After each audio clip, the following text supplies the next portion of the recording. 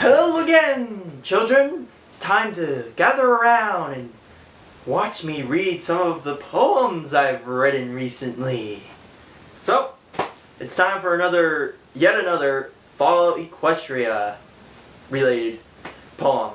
I'm starting to realize that I need more inspiration, so I've been starting to read Fallout Equestria Project Horizons, kind of a spin-off of the original with a whole new set of characters in a different area. Though right now I'm not too impressed right now. I kind of feel like Blackjack is kind of a cheaper, it's like a cheaper brand of Little Pip in a way. And I've already had some propositions, but I need to read it through because I've only gotten to 2 chapters right now, so I don't want to make any assumptions. It's just that's kind of what I have. It's an idea. It's not a final draft. So anyway, this one is called Number 8, and it's a reference to one of the memory orbs that Little Pip has. It's kind of an intimate moment between Homage and Little Pip. So that's kind of the deal. Anyway, let's begin.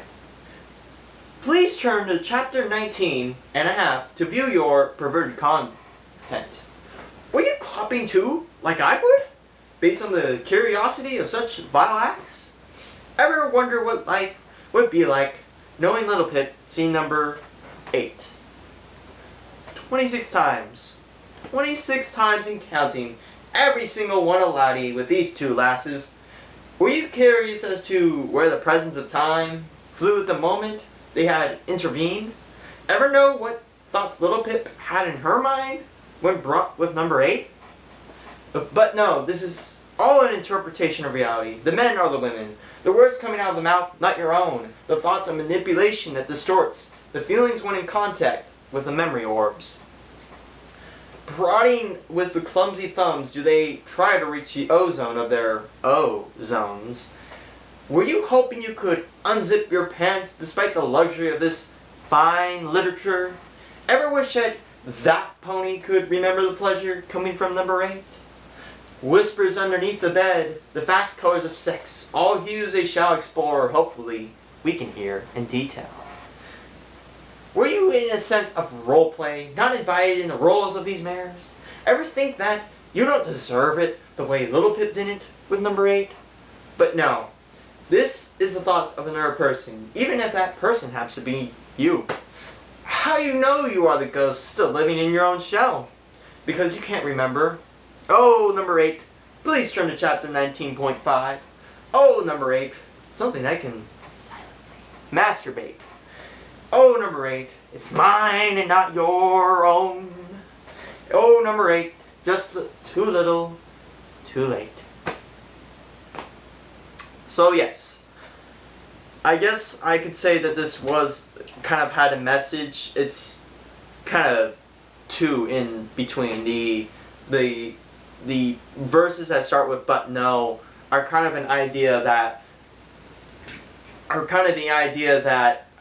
even if the memory of yours was your own, you don't remember it, and that it's not inside of your own psyche. So it's kind of, I made a reference to Ghost in the Shell. That's why I'm saying that Ghost in the Shell is pretty much the idea with prosthetics, is that prosthetics used to be humans, and that their soul is trapped within this machine, and that they don't know if they are still who they are. If it's like more machine than man sort of deal.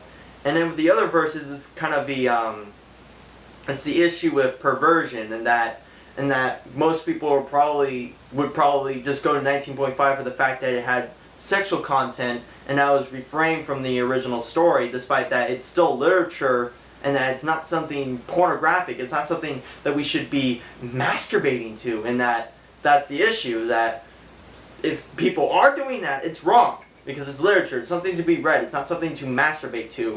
Movies that show nudity and sex are not to be masturbated to.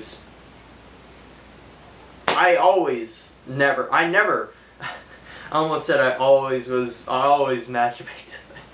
I would never masturbate to movies that had, I guess you could say, softcore pornographic content if it wasn't meant to be pornographic. that a movie that has a sex scene perhaps, or lesbians kissing, and you think, oh, that's fucking hot. I don't think that. I just think, oh, that's what's happening in the movie. They're going to have sex. It's not, the content of the movie was not meant for me to fucking jack off to, that I was supposed to get my socks off on it, that it's supposed to be viewed and analyzed if it fits within the story's continuity, the progress and the content. And 19.5 is the chapter where pretty much it's kind of a recollection of all of Memory 8. Actually, yeah, it is. And what I took from it is that it's a very delicate moment for Little Pip, because it's something, it's kind of just, it's the time between Homage and her. It's the only time they have together, that only their love exists and nothing else exists but their own. But just them two. Because there's a lot of world of hate and destruction, and that's what the chapter is mainly for. That's what I see it as.